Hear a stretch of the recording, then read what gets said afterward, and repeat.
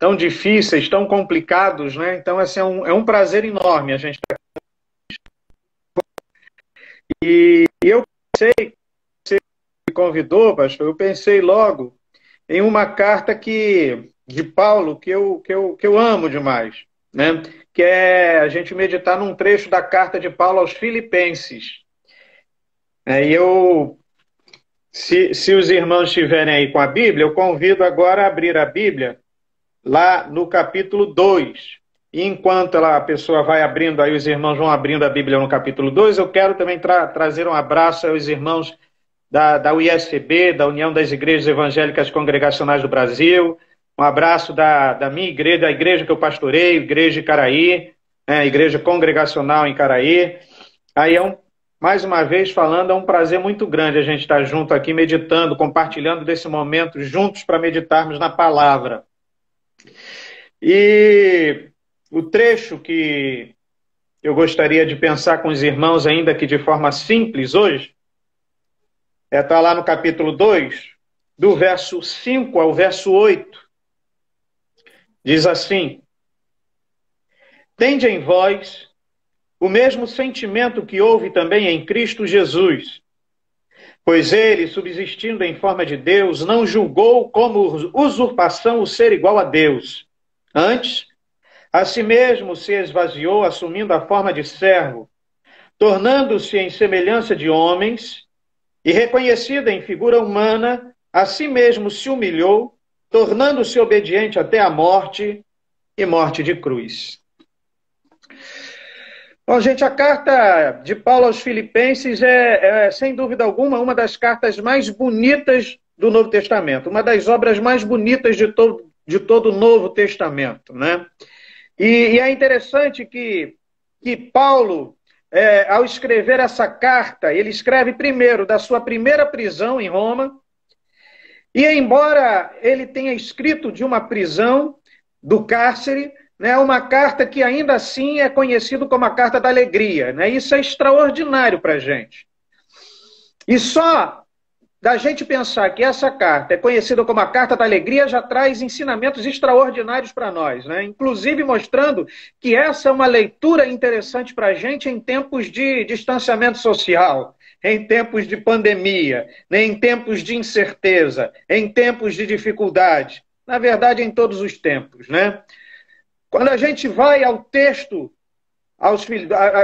da carta aos Filipenses, a gente percebe que essa carta transborda em seu texto de uma alegria indizível, de uma alegria cheia de glória, de graça, né? E o tom da alegria no Senhor perpassa, sem dúvida alguma, toda essa carta. É interessante que William Barclay, falando dessa carta, diz que esta é a passagem mais importante e mais emocionante que Paulo escreve a respeito de Jesus, o trecho que a gente leu. Segundo William Barclay, é a passagem mais importante e mais emocionante. Eu confesso a vocês que eu concordo com William Barclay, porque eu amo essa passagem. Sabe, essa é uma das minhas passagens preferidas em toda a Bíblia. E é interessante que Paulo corrige, na verdade, Paulo escreve a sua carta aos Filipenses com o objetivo, corrigir alguns problemas internos que visitavam a igreja, que tentavam adentrar a igreja em Filipos. Então ele oferece conceitos doutrinários, ele oferece valores, ele oferece conhecimento, mas ele oferece também algo prático, que é o exemplo de Cristo. E deixa para a gente, deixou para a igreja em Filipos, e deixa para a gente que o melhor remédio para a igreja é seguir os passos de Jesus, é imitá-lo, é perceber como ele viveu. Esse imitar a Jesus é, na verdade, uma terapia para a gente, é, na verdade, um grande remédio para as nossas vidas e para a vida das nossas igrejas. E é interessante como existem diversos textos que mostram a necessidade da gente ter Jesus como exemplo, da gente ter Jesus como nosso modelo de vida. né? Inclusive missiológico. Né? Quando a gente se lembra de João, por exemplo, né? O apóstolo João, lá no capítulo 11, no capítulo 17 do seu evangelho, no verso 18, ele diz assim, olha, Jesus dizendo, assim como me enviaste ao mundo, eu os envio ao mundo. No capítulo 20, verso 21 de João, Jesus diz, olha, diz o texto, disse-lhes então Jesus segunda vez, Pai seja convosco. Assim como o Pai me enviou, também eu vos envio a vós. Esse assim como, isso é extraordinário para a gente. Mostra que para a gente que existe um padrão. Existe um padrão para as nossas vidas, existe um padrão missiológico, existe um padrão ético, existe um padrão moral, existe um padrão que a gente não pode perder de vista. E quando a gente olha esse padrão, muitas das nossas dificuldades elas são sanadas. Muitos dos nossos problemas são resolvidos porque a gente acha o caminho para a solução de muitas das nossas dificuldades, inclusive para a solução de possíveis heresias, para a solução de possíveis dificuldades dentro da Igreja de Cristo, mas para soluções internas também, pessoais também, soluções em tempos de incerteza, soluções em tempos de pandemia, soluções em todos os momentos da vida. E a pergunta, então, é muito simples para a gente. Né? Se existe um modo, se existe uma forma, se existe uma forma da gente andar semelhante a Cristo, então, na verdade, como é esse andar? Como andar de forma semelhante a Cristo? Como andar para andarmos como Jesus andou? O que precisa acontecer com a gente? E Paulo, na minha humilde perspectiva, está falando sobre isso no texto que a gente leu. Ele abre lá o verso 5, dizendo, olha, tende em vós o mesmo sentimento que houve também em Cristo Jesus. E é interessante porque os teólogos eles são unânimes quando eles olham para o verso 5 e dizem que, na verdade, o sentido literal do texto é tende em vós a mesma mentalidade, tende em vós a mesma disposição mental, tende em vós o mesmo pensamento, tende em vós a mesma atitude que houve também em Cristo Jesus. Não se trata necessariamente do sentimento. Sentimento você sente ou não. Você não pode ser cobrado por um sentimento. Né? Você não tem como obrigar a ter um sentimento. Mas atitude, não. Um mesmo padrão de pensamento, não. Uma mesma disposição mental, não. É ensinamento bíblico. A gente precisa galgar isso. A gente precisa ir atrás disso. Essas atitudes. E aí, quais são essas atitudes? Do verso 6 ao verso 8, Paulo vai nos colocando, vai nos apresentando atitudes que são fundamentais para a gente, para que a gente viva melhor, para que a gente enfrente as situações as mais diversas situações da vida, para que a gente evite que problemas adentrem as nossas igrejas, mas para que a gente viva melhor como marido, viva melhor como pai, viva melhor como filho, viva melhor como servo, viva melhor para o louvor da glória de Deus. E primeira disposição mental, a primeira atitude que Paulo aborda aí, está aí no verso 6 até a parte A do verso 7. Pois ele, subsistindo em forma de Deus, não julgou como usurpação o ser igual a Deus, antes a si mesmo se esvaziou. E esse é o convite para que a gente experimente o autoesvaziamento. Assim como Jesus experimenta a sua kenosis, né? O seu autoesvaziamento. Ou seja, assim como Jesus não veio cheio de si mesmo, mas cheio do Pai, nós, discípulos de Cristo, se queremos seguir os passos dele, a gente precisa esvaziar-se da gente e se encher de Cristo. E isso é tão claro e tão simples para a gente, todos nós sabemos disso. Né? Jesus deixa claro que essa seria a exigência para o seu discipulado. Lá em Lucas, no capítulo 9, verso 23, a gente lembra o texto dizendo, olha, se alguém quer vir após mim, negue-se a si mesmo, tome cada dia a sua cruz e siga-me. Existe um convite posto a nós de um autoesvaziamento. O lugar do discípulo é atrás do seu mestre, tomando a sua forma.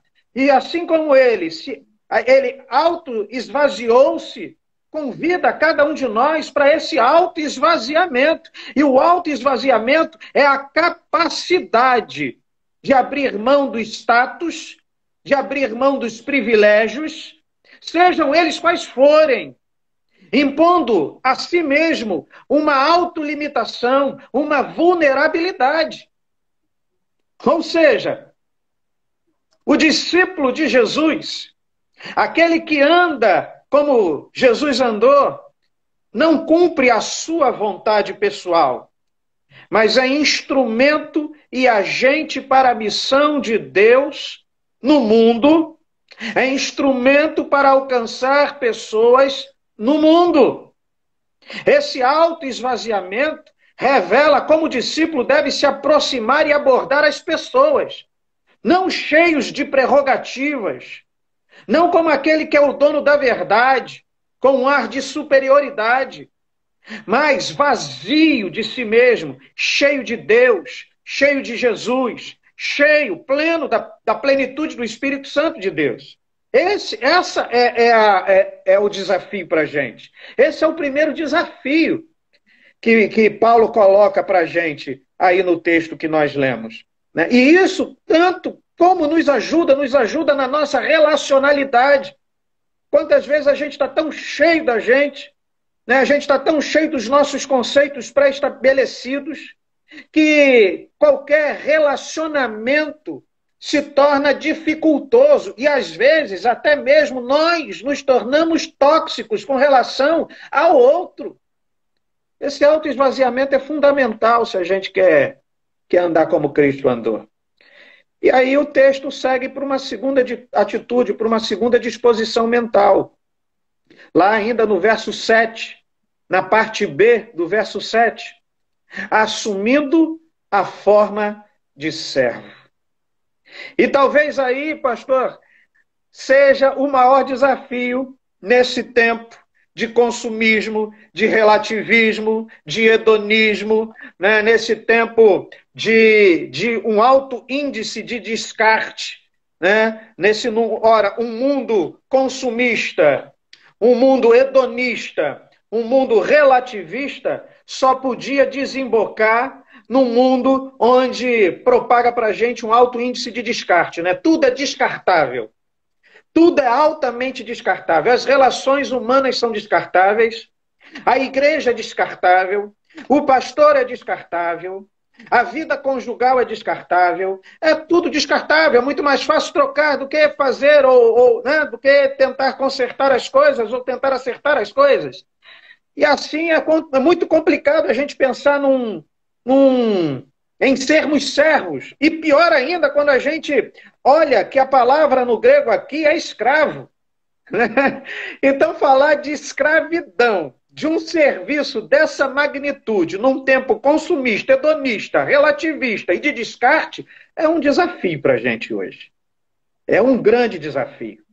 E Jesus veio, na verdade, também prestar um serviço. Primeiro, um serviço a Deus e um serviço à humanidade. Quando a gente vai no Evangelho de Marcos, no capítulo 10, verso 45, a gente lê o seguinte, olha, pois também o Filho do Homem não veio para ser servido, mas para servir e para dar a sua vida em resgate de muitos.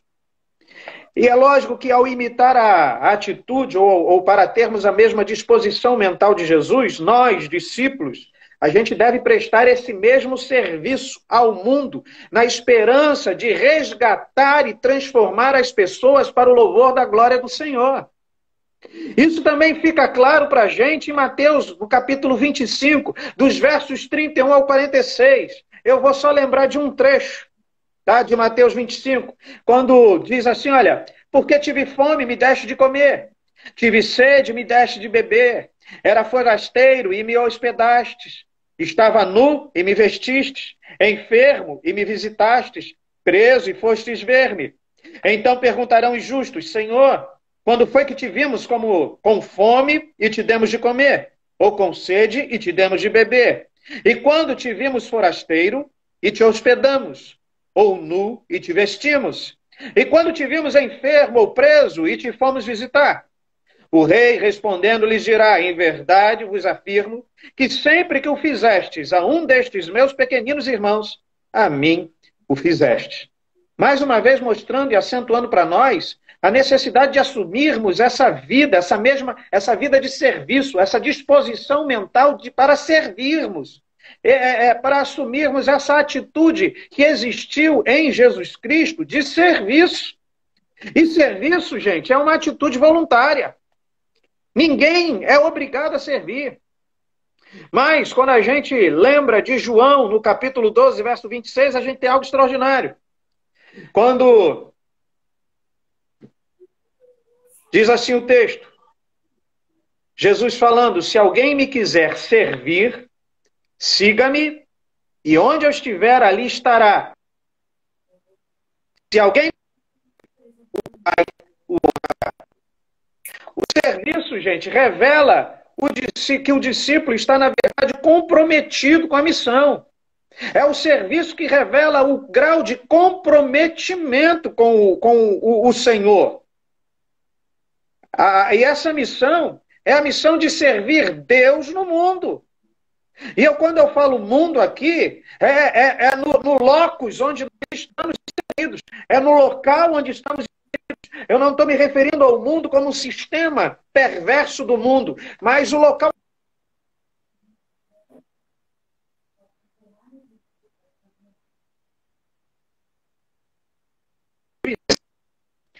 com quem compartilhamos a vida. Esse é um desafio, é um segundo desafio para nós, posto nesse texto. E aí o texto continua apresentando uma terceira atitude, uma terceira dimensão, né? uma terceira disposição mental. E diz respeito, está lá no verso 7, na parte C, fala sobre a compaixão,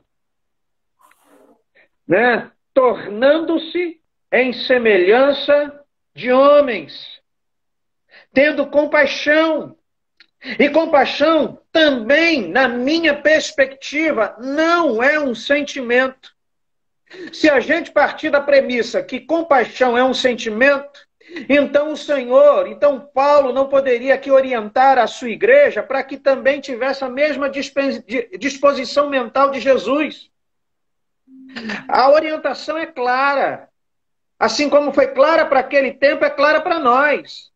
Há uma exortação de Paulo para que a gente tenha essas atitudes, para que a gente tenha essas mesmas disposições mentais. E uma dessas disposições mentais é termos essa compaixão em nós. Ora, e compaixão, na verdade, é uma atitude. Seja a atitude de vocês a mesma de Jesus. A gente poderia traduzir ou parafrasear o verso 5 exatamente dessa forma: olha, tende em vós a mesma atitude que também houve em Cristo Jesus.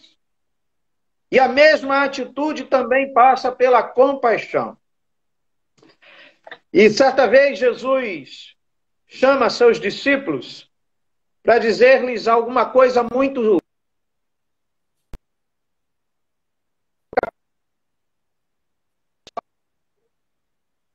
olha,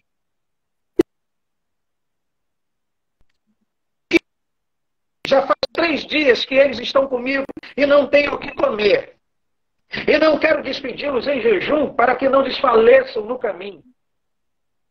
É uma questão de ter ou não ter compaixão. E Jesus tinha compaixão. Jesus é a própria compaixão encarnada. A compaixão de Jesus o faz, na sua dor, carregar a nossa dor. Tomou sobre si as nossas enfermidades e carregou as nossas dores. Ele é a própria a própria compaixão encarnada do Senhor. A atitude da compaixão só é possível quando ocupa em nossas vidas o lugar do nosso ego, nos conduzindo a uma atitude de humildade. E aí está o quarto desafio para a gente. No verso 7, parte D, até o verso 8, parte A, Paulo está nos exortando a termos uma atitude de humildade também.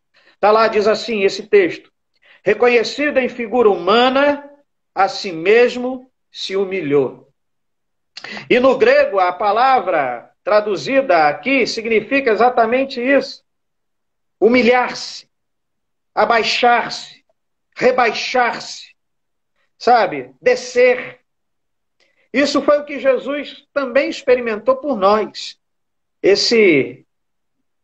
Essa atitude de humilhar-se para alcançar as nossas vidas, né? Para resgatar as nossas vidas. E o caminho da humildade é o caminho contra todos nós. E esse é complicado.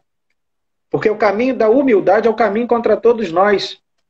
Para andar como Jesus andou, é necessário tirar do trono das nossas vidas o nosso ego. E aí, eu digo que a gente deve suspeitar sempre do nosso ego. Quando a gente achar que nós somos humildes, suspeite. Quando você achar que você é orgulhoso, que você não é orgulhoso, suspeite. Quando você achar que você é mão aberta, suspeite. Quando você achar alguma coisa positiva a seu respeito, suspeite sempre do seu ego. Eu suspeito sempre do meu ego.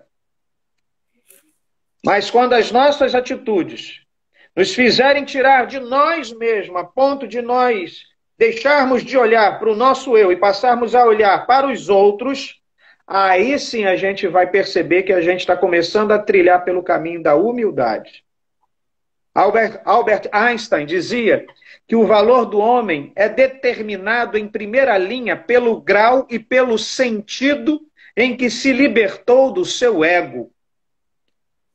E aí está o outro desafio para a gente. Mas tem um último desafio que Paulo apresenta para a gente nesse texto. E está lá na parte final do verso 8, quando diz assim: tornando-se obediente até a morte e morte de cruz. E o último desafio para a gente é tomarmos essa atitude de obediência sacrificial. Sem cruz não há cristianismo. Sem cruz não há seguimento de Jesus. Sem cruz não há discipulado. Sem obediência sacrificial não há cruz. Então, tomar a sua cruz não é também algo místico, né? Tomar a nossa cruz não envolve a provocação ou a adversidade pela qual a gente passa. Não envolve relacionamentos conjugais quebrados, conflituosos.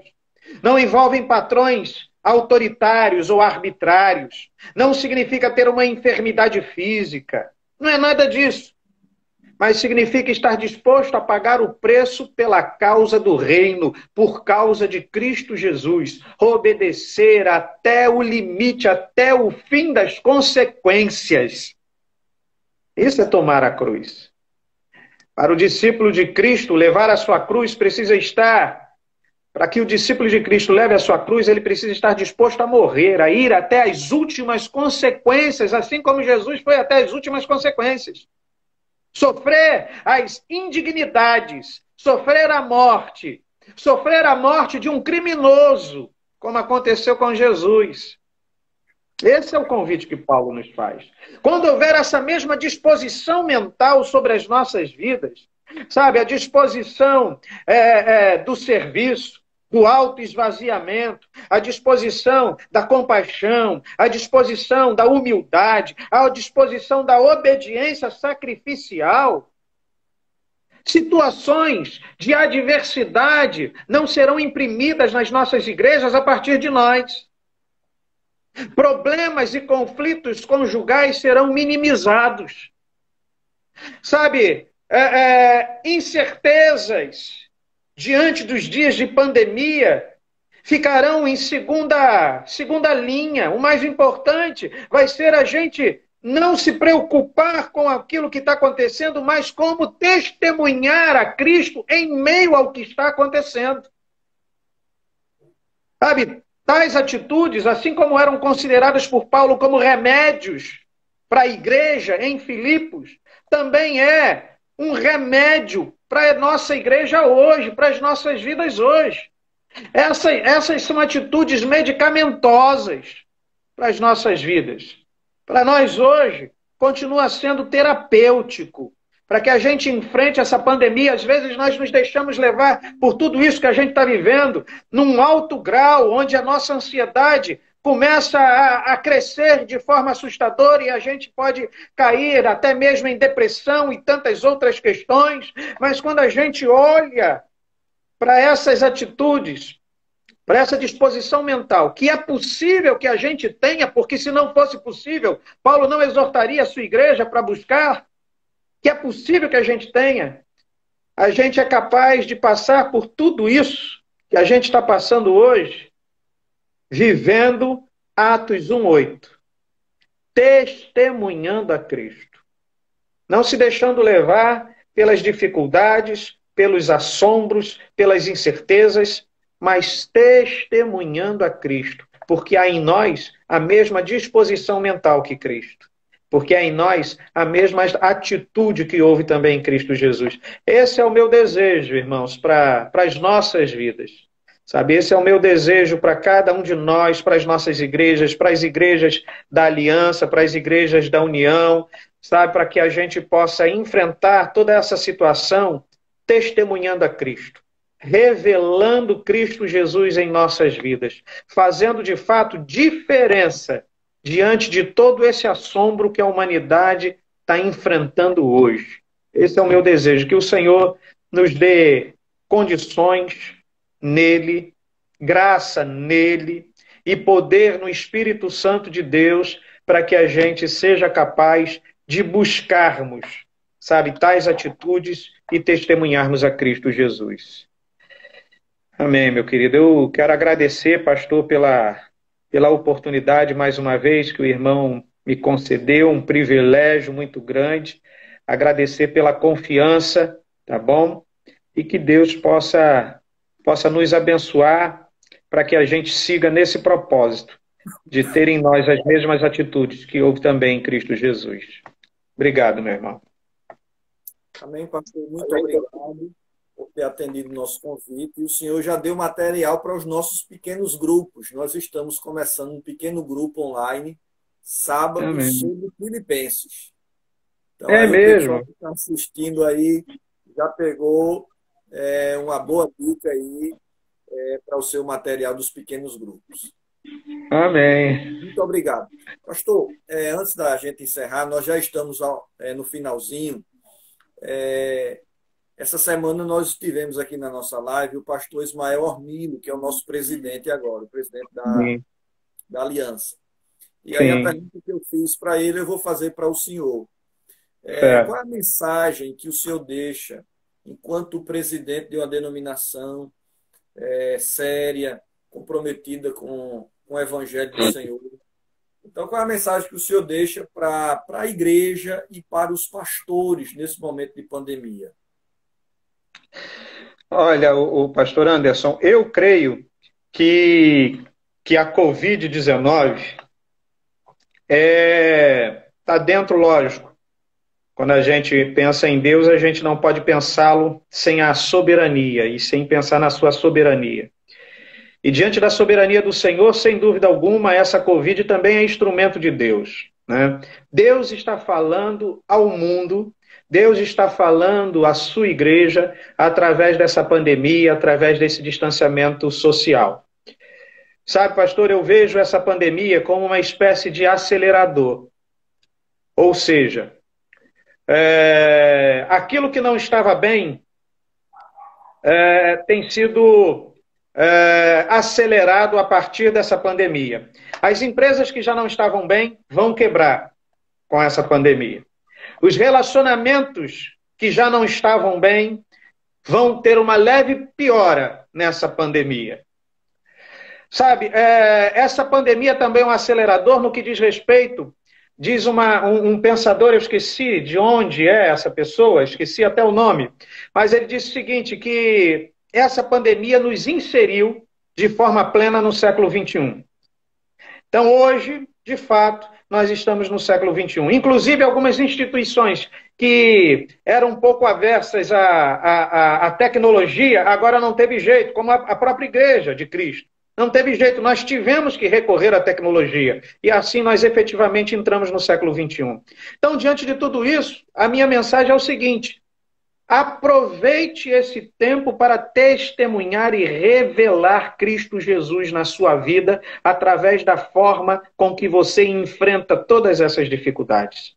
Sejam firmes e constantes e sempre abundantes na obra do Senhor, sabendo que nada disso é vão e sabendo que nada é em vão diante do Senhor. Sabe, a minha grande preocupação, pastor Anderson, é como a gente vai enfrentar, porque este é o grande momento para a igreja mostrar ao mundo de que nós somos diferentes porque a nossa confiança está baseada em Jesus Cristo. Então esse é o meu grande receio, que nós vivamos esse tempo testemunhando Cristo Jesus como a esperança da humanidade.